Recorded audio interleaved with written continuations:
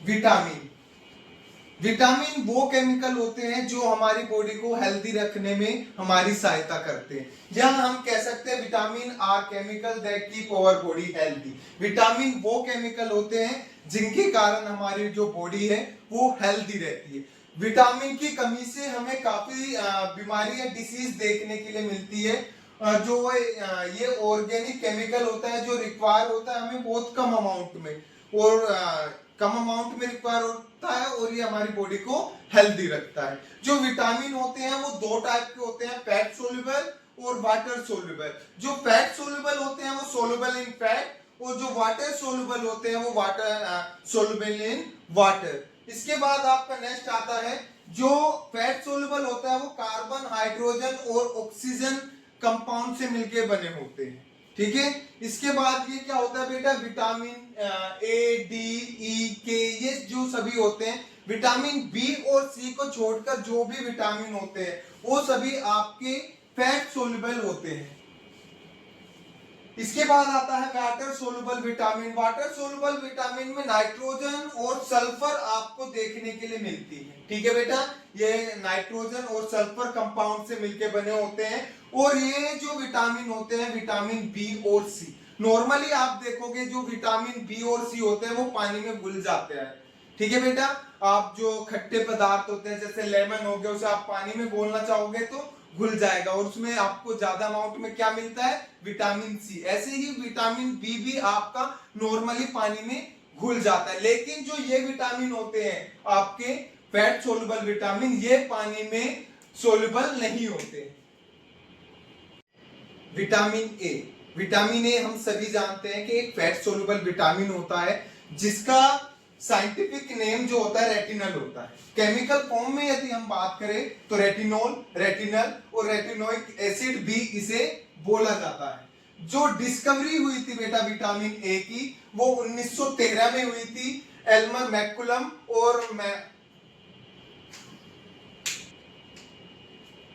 McCullum और मार्गेराइट Davis ने इसे डिस्कवर किया था 1913 में।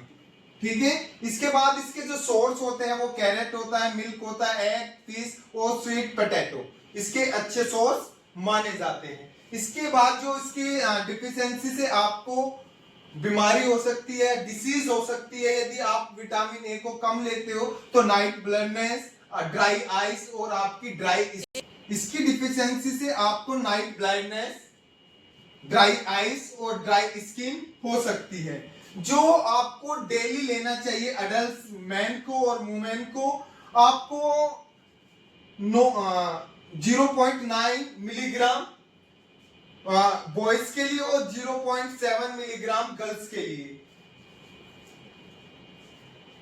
900 माइक्रोग्राम तो आपके मैन को चाहिए और 700 माइक्रोग्राम जो आपको चाहिए वो वुमेन को चाहिए।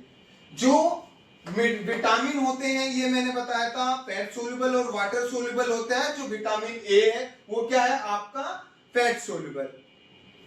करने वाले हैं विटामिन डी, जिसे सनशाइन विटामिन भी बोला जाता है। जो विटामिन डी है उसका जो साइंटिफिक नेम है वो कैल्सीफेरोल नाम से जाना जाता है, साइंस में इसे कैल्सीफेरोल बोला जाता है। इसके बाद जो डिस्कवर किया था ये 1920 में एल्मर मैकुलम ने इसे डिस्कवर किया था विटामिन को। जो अडल्ट मैन होते हैं उन्हें आपका 15 माइक्रोग्राम और वुमेन को भी 15 माइक्रोग्राम की रिक्वायरमेंट होती है। लेकिन जो ओल्ड पर्सन होते हैं उन्हें थोड़ी कैल्शियम की ज्यादा रिक्वायरमेंट होती है, उन्हें 20 माइक्रोग्राम विटामिन डी की रिक्वायरमेंट होती है।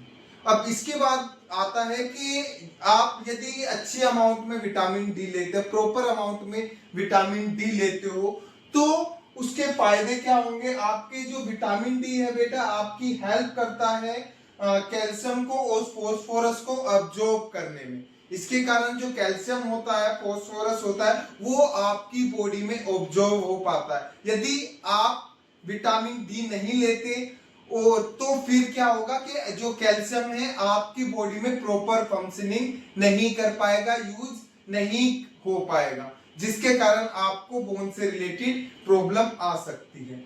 इसके बाद आपकी स्ट्रॉन्ग करता है बोन को, टीथ को, आपका इम्यूनिटी सिस्टम को स्ट्रोंग करता है विटामिन डी, और आपका मेंटेन करता है नॉर्मल ग्रोथ को और आपके डेवलपमेंट को। इसके बाद आता है इसके सोर्स क्या क्या होते हैं आपका, आप जानते होंगे सनलाइट इसका एक अच्छा नेचुरल सोर्स माना जाता है। इसके बाद आपका एग, मिल्क, मशरूम, ये इसके अच्छे सोर्स माने जाते हैं। अब इसके कारण आपको प्रॉब्लम क्या क्या हो सकती है, यदि आप इसे कम अमाउंट में लेते हो तो आपको क्या क्या प्रॉब्लम हो सकती है। तो सबसे पहले आपकी जो बोन है वो वीक होने लगती है, रिकेट्स की प्रॉब्लम आपको आने लगती है, जो मसल्स होती है वो कमजोर होने लगती है आपकी, ठीक है। और आपको जो फ्रैक्चर के जो चांसेस होते हैं वो काफी हाई बने रहते हैं। तो इसलिए आपको अच्छी अमाउंट में विटामिन डी लेना चाहिए। सनलाइट को आपको विटामिन ई को, जिसे आप ब्यूटी विटामिन भी बोलते हो, क्योंकि विटामिन ई के कारण जो हमारी स्किन है वो हेल्दी रहती है और हमारे हेयर है वो हेल्दी रहते हैं। तो विटामिन ई का जो साइंटिफिक नेम है उसे हम टोकोफेरोल बोलते हैं, जो डिस्कवर किया था 1922 में आपका हर्बर्ट मैकुलम ने।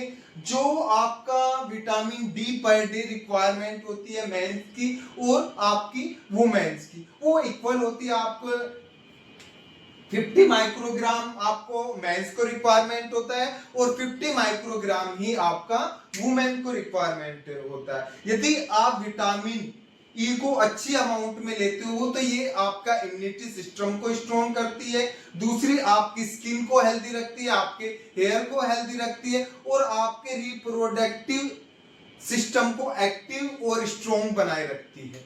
अब इसके बाद इसके सोर्सेज क्या क्या होंगे, आपका सनफ्लावर सीड हो सकता है, पीनट्स हो सकते हैं। और यदि आप प्रॉपर अमाउंट में विटामिन ई नहीं लेते तो आपको क्या प्रॉब्लम हो सकती है। तो सबसे पहले आपकी जो मसल्स होती है वो वीक होना स्टार्ट हो जाएगी, दूसरा आपका विजन दिखना जो होगा उसमें आपको प्रॉब्लम आने लगती है। विटामिन ई के कारण भी आपको विजन से रिलेटेड प्रॉब्लम होने लगती है। वीक इम्यूनिटी सिस्टम हो जाएगा, आपका जो इम्यूनिटी सिस्टम है वो भी वीक हो जाएगा और जो आपकी स्किन है वो अनहेल्दी रहने लगती है बेटा। विटामिन के, जिसे हम फैल्किनोन नाम से भी जानते हैं, हम सभी जानते हैं कि विटामिन के है जो उसके कारण हमारे जो ब्लड क्लॉटिंग में वो हमारी हेल्प करता है और जो बोन्स को स्ट्रॉन्ग रखने में विटामिन डी जो है हमारी हेल्प करता है। जो विटामिन डी है वो डिस्कवर किया गया था 1929 में, हेनरिक डम ने इसे डिस्कवर किया था। जो आपका मेंस की जो रिक्वायरमेंट होती है वो 120 माइक्रोग्राम होती है और 19 ग्राम आपकी किसकी होती है, वुमेन्स की होती है माइक्रोग्राम। ये आपके स्ट्रॉन्ग करता है बोन्स को और क्लोटिंग में आपकी हेल्प करता है। और दूसरा जो इसके सोर्स होते हैं वो क्या होते हैं, एग होता है और आपका ब्रोकली होता है। यदि आपकी बॉडी में विटामिन के की कमी हो जाती है तो आपका जो ब्लड है वो ज्यादा अमाउंट में बाहर निकलने लगता है, क्योंकि आपकी ब्लड क्लॉटिंग नहीं होती। दूसरा आपकी जो बोन है वो वीक होना स्टार्ट हो जाती है, क्योंकि विटामिन के जो होता है आपकी बोन्स को स्ट्रॉन्ग रखने में आपकी मदद करता है। Vitamin B complex, vitamin B complex जो होता है हमारे फूड को एनर्जी में कन्वर्ट करने में हमारी हेल्प करता है, हमारे नर्व सिस्टम को स्ट्रॉन्ग रखने में हमारी हेल्प करता है और काफी इनिशियल एक्टिविटी में हमारी मदद करता है। तो स्टार्ट करते हैं विटामिन बी कॉम्प्लेक्स को। विटामिन बी कॉम्प्लेक्स में जो सबसे पहला विटामिन आता है वो आता है विटामिन बी1, जिसे आप थायमीन भी कहते हो। थायमीन जो है आपको सपोर्ट करता है आपकी एनर्जी, आपका मेटाबॉलिज्म और नर्व सिस्टम को, ठीक है बेटा। नर्व फंक्शन, नर्व सिस्टम की आपकी फंक्शनिंग में ये आपकी हेल्प करता है। यदि आपकी बॉडी में विटामिन बी1 की कमी होती है तो आपको स्किन से रिलेटेड डिसीज हो सकती है। इसके बाद आता है विटामिन बी2 रिबोफ्लेविन, ये आपकी हेल्प करता है एनर्जी को प्रोड्यूस करने में और एंटीऑक्सीडेंट एक्टिविटी में भी ये आपकी हेल्प करता है। इसके बाद आता है आपका B3 नाइसिन, आपकी हेल्प करता है ग्रोथ में आपकी, और आपकी इसकी कमी से आपको ग्रे हेयर हो सकते हैं। यदि आपकी बॉडी में B3 की कमी है तो आपको सिंपल पता चल सकता है कि यदि आपके ग्रे हेयर होना स्टार्ट हो जाते हैं। इसके बाद आता है B5 पैंथोथेनिक एसिड ये जो होता है बेटा हार्मोन प्रोड्यूस करने में आपकी हेल्प करता है। ठीक है बेटा। इसके बाद ये आता है विटामिन B6 फिरोडोक्सिन में इंप्रूव करता है, आपके ब्रेन के डेवलपमेंट में ये आपकी काफी मदद करता है। इसके बाद आता है विटामिन B7 बायोटिन जो आपके सपोर्ट करता है हेयर स्किन और नेल्स को हेल्दी रखने में। इसके बाद आता है विटामिन B9 फोलिक एसिड जो रेड ब्लड सेल फॉर्मेशन में और डीएनए को हेल्प करता है बेटा, डीएनए की भी आपके फॉर्मेशन में। इसके बाद आता है B12। इसके बाद ये B12 जो आपके रेड ब्लड सेल्स के फॉर्मेशन में आपके हेल्प करता है, सपोर्ट करता है नर्व हेल्थ के लिए, नर्व सिस्टम की जो हेल्थ है उसके लिए भी आपको सपोर्ट करता है। अब आते हैं कि ओवरऑल जो बी कॉम्प्लेक्स है आपकी हेल्प करता है फूड को एनर्जी में कन्वर्ट करने के लिए, brain and nerve system health को स्ट्रॉन्ग रखने में ये आपकी हेल्प करता है, और आपके रेड ब्लड सेल के फॉर्मेशन में भी आपकी बी कॉम्प्लेक्स आपकी हेल्प करता है, और आपकी स्किन हेयर नेल्स को हेल्दी रखने में ये आपकी हेल्प करता है। सोर्स क्या क्या होते हैं आपके फिश एग इसके एक अच्छे सोर्स माने जाते हैं। यदि आपकी बॉडी में विटामिन बी की कमी हो जाती है तो आपको क्या प्रॉब्लम होती है? आपको सबसे पहले कंसंट्रेशन से रिलेटेड प्रॉब्लम होती है, काफी वीक हो जाता है आपका कंसंट्रेशन, और दूसरा वीकनेस और फटीग आपको महसूस होने लगता है, थकान महसूस होती है और बॉडी में वीकनेस आ जाती है आपकी। विटामिन सी एस्कोर्बिक एसिड नाम से जिसे आप जानते हो, विटामिन सी जो होता है वो डिस्कवर किया था एल्बर्ट सीजन ने 1928 में। जो इसके फंक्शन माने जाते हैं, इससे विटामिन सी से जो फायदे होते हैं, ये हमारी बूस्ट करता है इम्यूनिटी को, और जो हमारे घाव होते हैं उन्हें भरने में भी ये हमारी मदद करता है। इसके बाद जो सोर्स माने जाते हैं विटामिन सी के, ऑरेंज माना जाता है, गवावा माना जाता है, लेमन माना जाता है, और इसके बाद जो इसके कारण आपको स्कर्वी हो सकती है, इसकी कमी के कारण जो मैन को रिक्वायरमेंट होती है वो 90 माइक्रोग्राम होती है, और वुमेन को 75 माइक्रोग्राम इसकी पर डे रिक्वायरमेंट होती है। Nutritive and non nutritive compound of diet means वो डाइट जिससे आपको कोई भी कैलोरी नहीं मिलती, या वो डाइट जिससे आपको कैलोरी मिलती है। जिससे आपको कैलोरी मिलती है वो न्यूट्रिटिव कंपाउंड ऑफ डाइट होते हैं, जिससे आपको कैलोरी नहीं मिलती वो क्या होते हैं? Non nutritive compound of diet. तो आपका स्टार्ट करते हैं। Nutritive compound of diet provide energy and calorie of body. ये क्या होते हैं? न्यूट्रिटिव कंपाउंड ऑफ डाइट जो होते हैं ये आपको एनर्जी और कैलोरी प्रोवाइड कराते हैं, जैसे आपका प्रोटीन कार्ब फैट, ये इसके अंदर आ जाते हैं। इसके बाद आता है non nutritive compound of diet. Fibre इसका एक अच्छा सोर्स माना जाता है, फाइबर में कैलोरी नहीं होती। ये जो होता है नॉन न्यूट्रिटिव वैल्यू होती है, इनकी कोई न्यूट्रिटिव वैल्यू नहीं होती, और ना ही ये आपको कोई कैलोरी प्रोवाइड कराते हैं। ये अनडाइजेस्टेबल पार्ट होते हैं फूड का, जो आप फूड लेते हो या फूड मील लेते हो उसे आपका जो डाइजेस्ट नहीं हो पाता, वही क्या होता है? Non nutritive compound of diet होता है आपका। ये आपका डिक्रीज करते हैं हार्ट रिस्क को, जो आपका हार्ट से रिस्क होता है उसे ये डिक्रीज करते हैं, हार्ट को सेव करने में आपकी हेल्प करते हैं। लो एनर्जी होती है और कोलेस्ट्रॉल इसमें कम होता है, मींस कोलेस्ट्रॉल ना के बराबर पाया जाता है। इसके जो एग्जाम्पल माने जाते हैं फ्लेवर, आपका कलर, वाटर, ये इसके आपके एग्जाम्पल माने जाते हैं। क्या करना होगा? सेट एप्रोप्रिएट गोल। आपको अपना एक गोल सेट करना होगा कि आप अपना बॉडी वेट किस कैटेगरी में लाना चाहते हो, या आप अपना बॉडी वेट कितना करना चाहते हो। उसके बाद आपको कट योर कैलोरी, जो कैलोरी है उसे कम करना होगा। यदि आपका बॉडी वेट ज्यादा है तो आपको कैलोरी कम करनी है, और यदि आपका बॉडी वेट कम है तो आपको कैलोरी इनटेक बढ़ा देना है।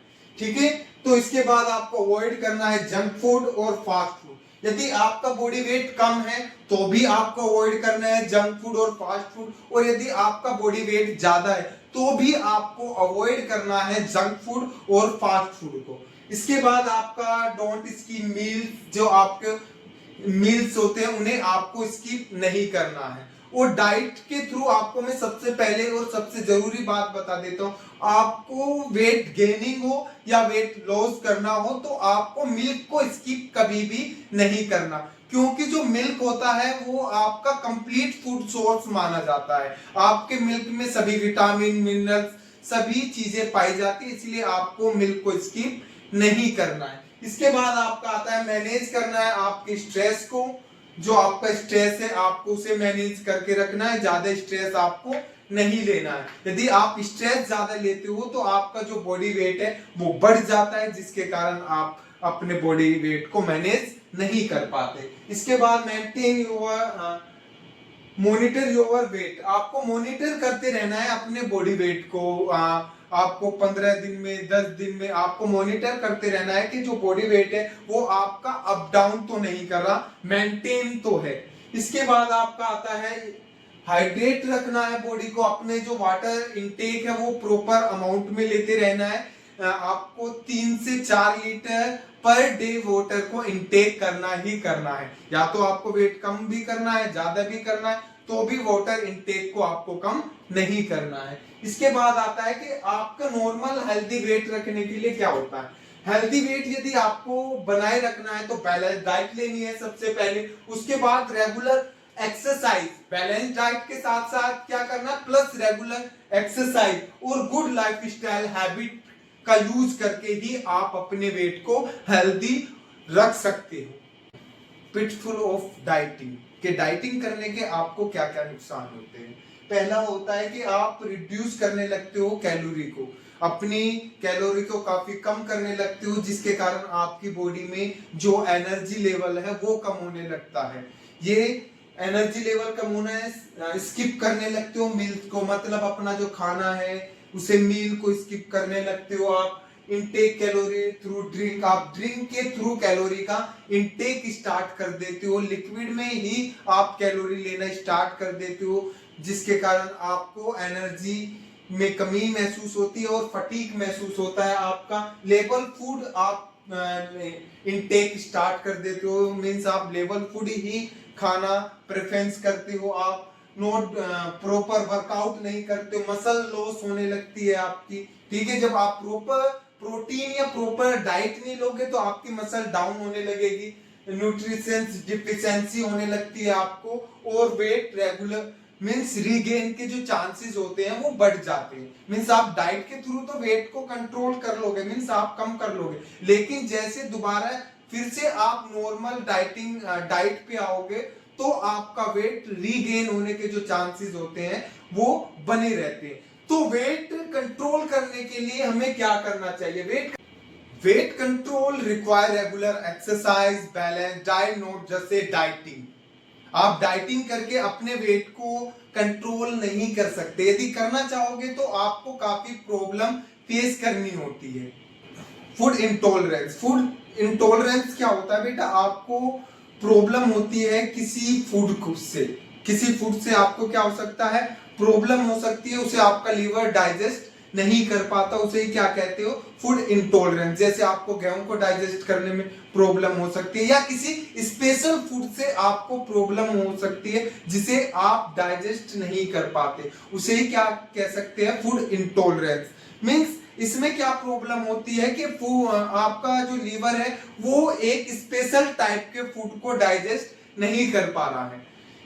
फूड एलर्जी और फूड इंटॉलरेंस दोनों अलग अलग चीजें हैं, ये सेम चीज नहीं कि आपको किसी फूड से एलर्जी हो जाती है तो वो अलग है, लेकिन फूड इंटॉलरेंस अलग चीज है। इसमें क्या होता है, फूड इंटॉलरेंस में आपको गैस होने लगती है, आपको वोमिटिंग होने लगती है, या स्टोमक पेन हो सकता है, पेट दर्द आपको हो सकता है। ये जो फूड इंटॉलरेंस है इसका कोई इलाज नहीं है, ठीक है ना, इसका कोई भी इलाज नहीं है। इसके लिए आपको स्टिमुलेट रेगुलर अपनी लाइफ में लेते रहना पड़ता है फूड को डाइजेस्ट करने के लिए। जब भी आपको डाइजेशन से रिलेटेड प्रॉब्लम होती है, गैस होती है, वोमिटिंग होती है, तो आपको अपनी लाइफ में स्पेशल कोई दवाइयां यूज करनी पड़ती है जिससे कि आप अपने डाइजेस्टिव सिस्टम को सही कर सकते हो। इसमें जब भी आप उस स्पेशल टाइप के फूड को खाते हो तो आपको गैस होने लगेगी, आपका पेट दर्द होने लगेगा या आपको वोमिटिंग होने लगेगी, जिसके कारण आपको दवाइयों का सहारा लेना पड़ सकता है। फूड मिथ्स मीन्स जो हमें खाने से लेकर हमारी कुछ धारणाएं बनी हुई हैं, उनमें गलती क्या क्या है। जैसे आपका skipping meal help to weight loss, यदि आप अपने मील को स्किप कर देते हो तो आपका वजन कम हो जाएगा। ये भी एक गलत चीज है, एक धारणाएं है कि आप अपना एक टाइम का खाना छोड़ दोगे तो आपका वजन कम हो जाएगा। इसके बाद आपका आता है all fat are bad for health. आपकी बॉडी में जितने भी प्रकार के जो फैट होते हैं वो सभी गलत होते हैं। ये भी एक गलत धारणा होती है, क्योंकि आपकी बॉडी में अच्छे फैट भी होते हैं और आपकी बॉडी में बुरे फैट भी होते हैं। जैसे हमने एक क्लास में आपको पढ़ाया था सैचुरेटेड फैट और अनसैचुरेटेड फैट। जो सैचुरेटेड फैट होते हैं वो आपकी बॉडी के लिए नुकसानदायक होते हैं, लेकिन अनसैचुरेटेड जो फैट होते हैं वो आपकी बॉडी के लिए अच्छे माने जाते हैं। Carbs always cause weight gain. Carbs जो होता है, कार्बोहाइड्रेट जो होती है, वो आपका ज्यादातर वेट गेन करेगी। ये नहीं है बेटा कि जो कार्ब्स है वो सदा आपका वेट गेन ही करेगी। जो कार्ब्स है वो आपके वेट कंट्रोल में भी, वेट को कम करने में भी आपकी मदद करती है। जो आपके कॉम्प्लेक्स टाइप के जो कार्बोहाइड्रेट है वो आपके वेट को कम करने में आपकी मदद करती है। जैसे आपकी वेजिटेबल्स हो जाती है, ये आपका वेट को कम करती है, क्योंकि जो इनमें फाइबर होता है वो ज्यादा पाया जाता है। Eating at night always causes obesity. यदि आप रात में खाना खाते हो तो आप मोटे हो जाओगे। ये भी एक क्या है, फूड मिथ है। यदि आप रात में खाना खाते हो तो आप मोटे हो जाओगे, ऐसा नहीं है। आपकी जो डाइट प्लान है या आपकी कैलोरी इनटेक और आउट है वो ही आपको मोटा या पतला करती है बेटा। वो eating A night means always causes of obesity. यदि आप रात में खाना खाते हो तो आप मोटे हो जाओगे। ये भी क्या है, एक फूड मिथ है। यदि आपका जो मोटापा होता है बेटा, ओबेसिटी होती है, वो आपकी कैलोरी के कारण होती है। यदि आप कैलोरी ज्यादा लेते हो तो आप मोटे होते हो।